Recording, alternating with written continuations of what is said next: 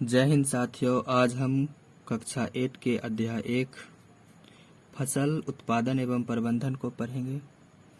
तो इस चैप्टर को हम 2 भागों में पढ़ेंगे। इसमें पहला अध्याय में होगा फसल और फसल के प्रकार, कृषि पद्धतियाँ, और इसके बाद हम दूसरा भाग को पढ़ेंगे। तो वीडियो के अंत तक बने रहिए। सबसे पहले देखते हैं फसल क्या है। जब एक ही किस्म के पौधे किसी स्थान पर बड़े पैमाने पर उगाए जाते हैं तो इसे फसल कहते हैं। एक ही किस्म के पौधे को हम बड़े पैमाने पर उगाते हैं, जैसे गेहूं की फसल हो गया। तो गेहूं की फसल है तो सिर्फ उसमें गेहूं रहेगा, गेहूं ही रहेगा, तो इसे हम फसल कह सकते हैं। अगर एक गेहूं में है, फिर धान है, फिर मक्का है, फिर कुछ और लगा हुआ है, तो उसे फसल नहीं कह सकते। धान अर्थात चावल जिसे बोलते हैं, धान की फसल, इसमें भी सिर्फ धान लगा हुआ होगा तो इसे हम फसल कहेंगे, धान की फसल कहेंगे। मक्का की फसल, सिर्फ मक्का ही लगा हुआ होना चाहिए तो इसे हम मक्का की फसल कहेंगे।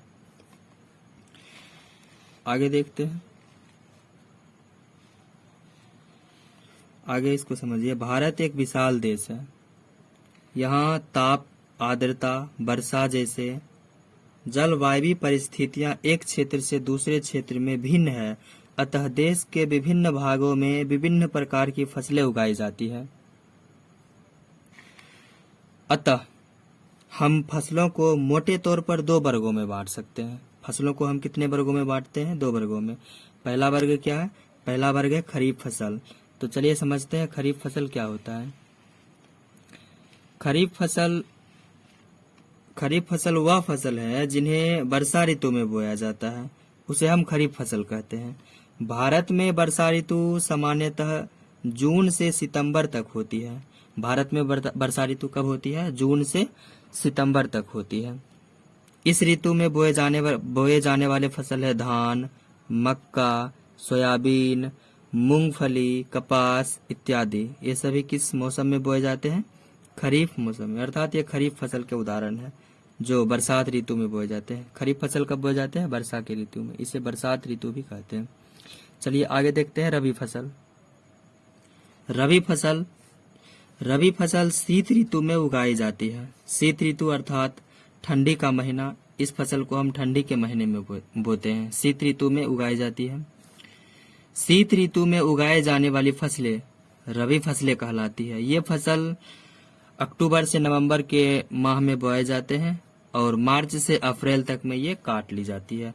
इसके उदाहरण अगर देखेंगे तो इसके उदाहरण है गेहूं, चना, मटर, सरसों, अलसी। ये सभी किसके उदाहरण है? रबी फसल के उदाहरण है। गेहूं, चना, मटर, सरसों, अलसी इत्यादि। ठीक है, आगे देखिए। आगे है आधारिक फसल पद्धतियां। आधारिक फसल पद्धतियां, फसल बोने के लिए हमको किन किन पद्धति का अपनाना चाहिए वो देखते हैं। सबसे पहले फसल बोने के लिए हमें मिट्टी को तैयार करना होगा। उसके बाद उसमें बुआई करते हैं। मिट्टी को तैयार करने के बाद मिट्टी में बुआई करते हैं, बीजों को चयन करके अच्छी बीज को उसमें बुआई करते हैं। आगे खाद एवं उर्वरक देना। बुआई करने के बाद मिट्टी में खाद मिलाना पड़ता है, उर्वरक मिलाना पड़ता है, फिर उसको सिंचाई करना पड़ता है, पानी डालना पड़ता है, और उसके बाद उसमें जो अलग अलग तरह के पदार्थ उग जाते हैं उसे हम खरपतवार कहते हैं, तो उसको निकालना पड़ता है। ठीक है, खरपतवार से भी सुरक्षा करना पड़ता है। अलग अलग दवाई का इस्तेमाल करते हैं, खाद का इस्तेमाल करते हैं। फिर सब कुछ ये सब काम हो जाने के बाद फिर फसल पक जाता है, और पक जाता है तो फिर हम क्या करते हैं? फसल को काटते हैं। काट लेने के बाद उसको थ्रेसिंग से बढ़िया से भूसे से अनाज को अलग कर लेते हैं। ठीक है, उसके बाद फसल को घर ला करके हम भंडारण करते हैं। अपने घर में करते हैं या फिर गोदाम में करते हैं, जूट के बोरा में करते हैं। आगे देखिए, आगे है मिट्टी तैयार करना। मिट्टी तैयार करना मतलब जुताई करना। मिट्टी तैयार करना मतलब जुताई करना। मिट्टी को उलटने, पलटने तथा पोला करने की प्रक्रिया को क्या कहते हैं? हम जुताई कहते हैं। क्या कहते हैं? मिट्टी को उलट पुलट करके उसको पोला कर देते हैं तो वही क्या कहलाता है? जुताई कहलाता है। अब आप सोचिए, मिट्टी अगर सूखा हो तब आप कैसे जुताई करेंगे? मिट्टी अगर सूखा हो तो आप कैसे जुताई करेंगे? सबसे पहले हमको मिट्टी को गीला करना पड़ेगा, उसमें सिंचाई करनी पड़ेगी, पानी डालना पड़ेगा। पानी डाल करके जब वो गीला हो जाएगा तो कुछ दिन के बाद देखेंगे उसमें नमी की मात्रा बन जाएगी और फिर उसे हम जुताई कर सकते हैं। आगे है कृषि औजार। कृषि के लिए किन किन औजारों का उपयोग किया जाता है? तो अच्छी उपज के लिए बुआई से पहले मिट्टी को हम जिन जिन उपकरणों का प्रयोग करते हैं, मिट्टी को हम जिन जिन उपकरणों का प्रयोग करते हैं, मिट्टी को उलटने पलटने के लिए हम जिन जिन उपकरणों का प्रयोग करते हैं उसे ही कृषि औजार कहा जाता है। क्या कहा जाता है? कृषि औजार कहा जाता है। और कृषि औजार में जैसे कि हल हो गया है, कुदाली हो गया है, कल्टीवेटर हो गया, ये सभी क्या है? कृषि औजार है। हल, कुदाली जिसे अपना भाषा में कोदार कहते हैं, कल्टीवेटर ये ट्रैक्टर से इसका इस्तेमाल किया जाता है, ट्रैक्टर के द्वारा कल्टीवेटर किया जाता है।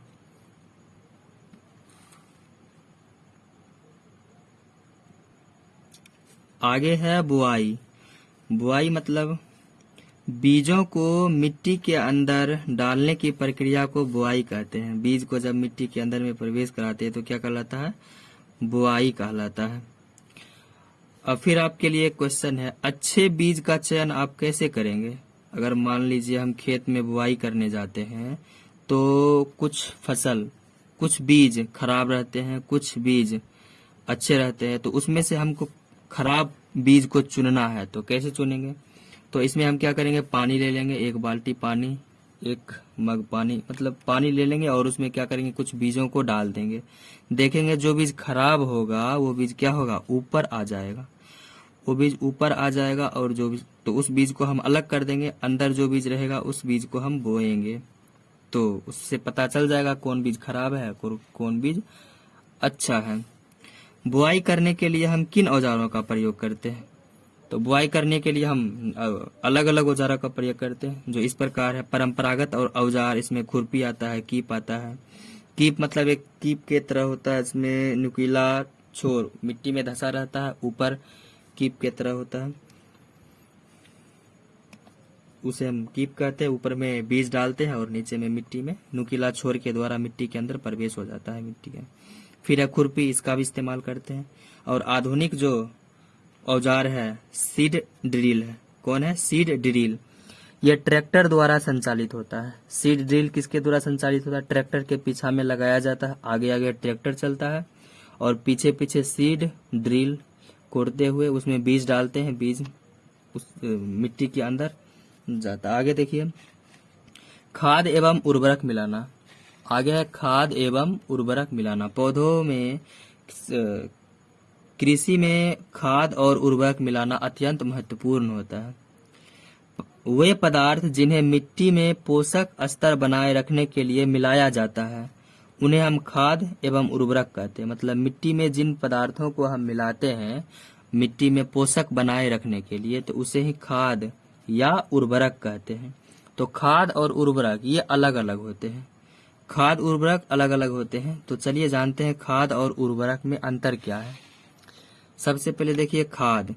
तो खाद एक प्राकृतिक पदार्थ है जो गोबर एवं पौधों के अवशेष के विघटन से प्राप्त होता है। खाद किससे प्राप्त होता है? गोबर एवं पौधों के अवशेष से प्राप्त होता है। इसमें क्या करते हैं?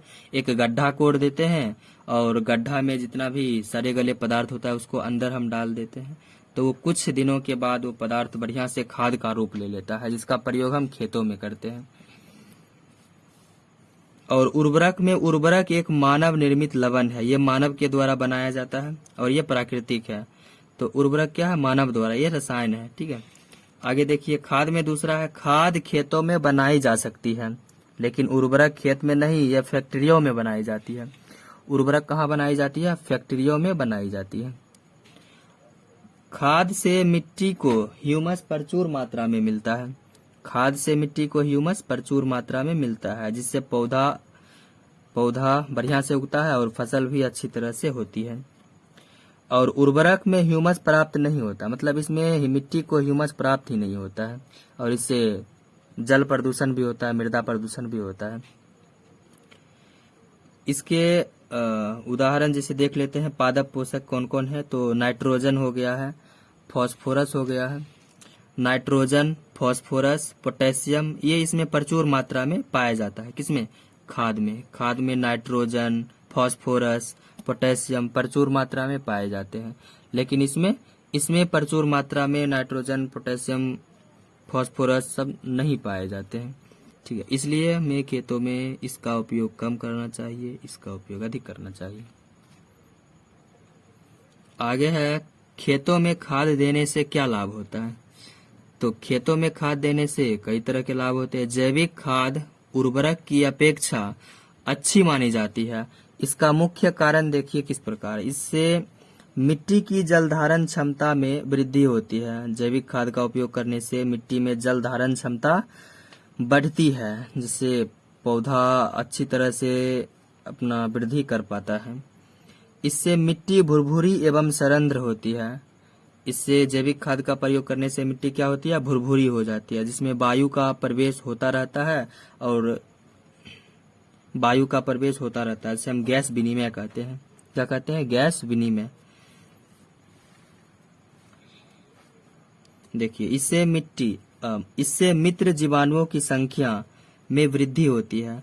जैविक खाद का प्रयोग करने से क्या होता है? मित्र जीवाणुओं की संख्या में वृद्धि होती है। मित्र जीवाणु किसे कहते हैं? केचुआ। जो केचुआ होता है, खेतों में केचुआ पाए जाते हैं, उसे हम किसानों का मित्र कहते हैं। क्या कहते हैं? मित्र।